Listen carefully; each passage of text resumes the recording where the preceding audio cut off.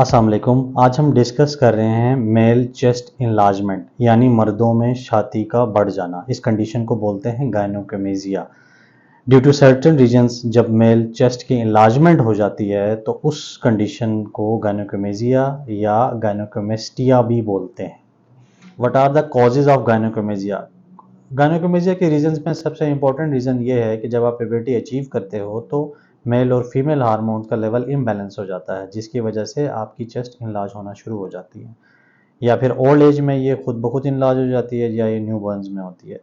जब प्यूबर्टी में ये चेस्ट इनलार्ज हो जाती है तो with in 1 to 2 year, 6 month to 1 year भी कहते हैं, जब ये खुद ही ऑटोमेटिकली रिग्रेस होना शुरू हो जाती है। अगर ये रिग्रेस ना हो, एज इट इज़ ये इनलार्ज रहे, तो इस कंडीशन को गायनोकोमेजिया बोलते हैं और इसको ट्रीट कराना मस्ट हो जाता है। सर्टेन रीजंस और हैं जिनमें कुछ मेडिकेशंस हैं, लाइक एंटी फंगल ड्रग्स हैं, कुछ स्टमक की मेडिसिन्स हैं, कुछ ब्लड प्रेशर की मेडिसिन्स हैं जिनकी वजह से ये कंडीशन डेवलप हो जाती है, या स्टीरॉयड्स हैं जिम में अक्सर आप लोग यूज़ करते हैं स्टीरॉयड्स, इनकी वजह से भी चेस्ट इनलार्जमेंट हो जाती है, या अल्कोहलिज्म है, या सर्टेन डिजीज़ ऐसी हैं लाइक थायराइड की डिजीज़ है, किडनी डिजीज़, लीवर डिजीज़, या टेस्टिकुलर सम डिजीज़ हैं जिसकी वजह से ये इलाज होना शुरू हो जाते हैं। जब आप हमारे पास आ जाते हो तो इन सब चीज़ों को रूल आउट करने के बाद कुछ लेबॉर्ट्री टेस्ट होते हैं, कुछ क्लिनिकल एग्जामिनेशन से हम रूल आउट करने के बाद डायग्नोसिस बनाते हैं गायनोकोमेजिया का। उसके बाद नेक्स्ट स्टेप उसकी ट्रीटमेंट का होता है। What are the grades of gynaecomastia? Basically इसकी 4 ग्रेड्स में डिवाइड किया हुआ है। इन ग्रेड्स के हिसाब से इसकी ट्रीटमेंट ऑप्शंस होती हैं। बाज़-औक़ात इनिशियली जस्ट पफ़ी निपल्स होते हैं, कुछ लोगों में फिर फैट एक्युमुलेट होना शुरू हो जाती हैं, कुछ लोगों में फैट के साथ ग्लैंड भी बढ़ना शुरू हो जाता है, कुछ लोगों में ये इतना ज़्यादा बढ़ जाता है कि आपकी स्किन लैक्सिटी होना शुरू हो जाती है और स्किन हैंग होना शुरू हो जाती है। इस कंडीशन को ग्रेड 4 कहते हैं और इन सब की ट्रीटमेंट्स डिफरेंट हैं। Treatment of gynaecomastia. कुछ लोग अक्सर हमसे पूछते हैं कि गायनोकोमेजिया का इलाज दवाइयों से हो सकता है, तो इसका जवाब है नो। या कुछ लोग पूछते हैं कि एक्सरसाइज या वर्कआउट करने से ये चीज़ कम हो जाती है, तो इसका जवाब भी है नो। नॉर्मली जब आप वर्कआउट करते हैं तो आपके मसल्स स्ट्रांग हो जाते हैं। गायनोकोमेजिया या ब्रेस्ट टिश्यू ये मसल्स के ऊपर वाली लेयर में होता है, जिसमें ग्लैंड और फैट्स एक्युमुलेट होना शुरू हो जाती हैं। ये फाइब्रस फैट्स होती हैं जिसके अंदर फैट्स होती हैं। जब आप वर्कआउट करते हैं बॉडी के अदर पार्ट्स में फैट लूज हो जाती हैं, बट ये चेस्ट वाली फैट लूज होती नहीं है। उस कंडीशन में इसका ट्रीटमेंट ही सर्जरी है। सर्जरी बेसिकली 2 कंपोनेंट्स होते हैं गायनोकोमेजिया की सर्जरी के। एक होती है लाइपोसेक्शन, दूसरी ग्लैंड रिमूवल। लाइपोसेक्शन से जो फैटी कंपोनेंट है वो हम रिमूव करते हैं। उसके रिमूव करने के बाद जो ग्लैंड अंदर होता है, स्ट्रोमल टिश्यू जिसको बोलते हैं या ग्लैंड बोलते हैं, उसको रिमूव करना बड़ा मस्ट होता है, क्योंकि अगर ये आप रिमूव नहीं करते तो ये दोबारा रीकर होने के चांसेस होते हैं। इनिशियली जब आप हमारे पास आते हैं तो ट्रीटमेंट हम कैसे स्टार्ट करते हैं वो मैं थोड़ा सा बताता चलूँ।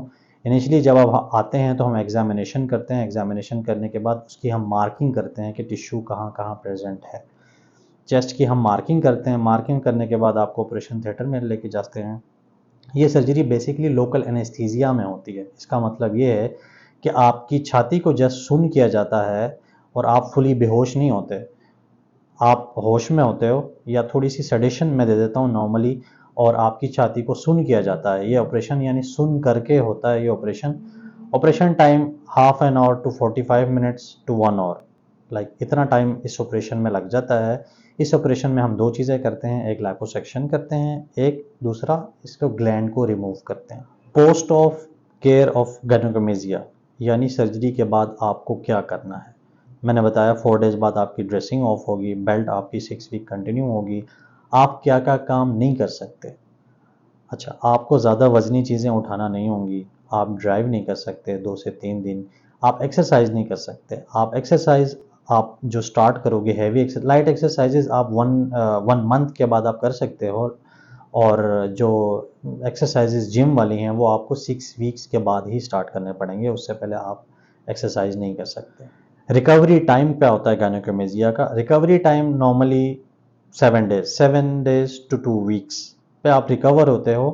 3 to 4 डेज के बाद जब ड्रेसिंग ऑफ हो जाती है, आप अपनी नॉर्मल रूटीन के काम कर सकते हो। आप लाइट वॉक कर सकते हो, आप ऑफिस में बैठ के काम कर सकते हो, अपने ऑफिस के सारे काम टेबल पे बैठ के जो करने वाले हैं आप कर सकते हैं। गायनेकोमेजिया के स्कार्स कहाँ कहाँ होते हैं? एक तो निपल के अराउंड हम स्कार इंसिजन देते हैं जिससे हम ग्लैंड को रिमूव करते हैं।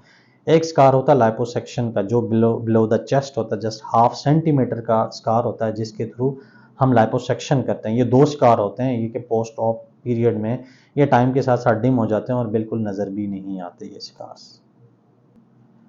ट्रीटमेंट के बाद हम स्टिचेस लगाते हैं जो हमने इंसिजन दिए होते हैं, और वो स्टिचेस एब्जॉर्बेबल स्टिचेस होते हैं कि इनको रिमूव करने की ज़रूरत नहीं है, वो खुद ही बॉडी में डिज़ोल्व हो जाते हैं। इसके बाद हम ड्रेसिंग करते हैं, crepe bandage around the chest. I suggest कि 4 to 5 डेज ये ड्रेसिंग रहे। उसके ऊपर हम चेस्ट बाइंडर यूज़ करते हैं।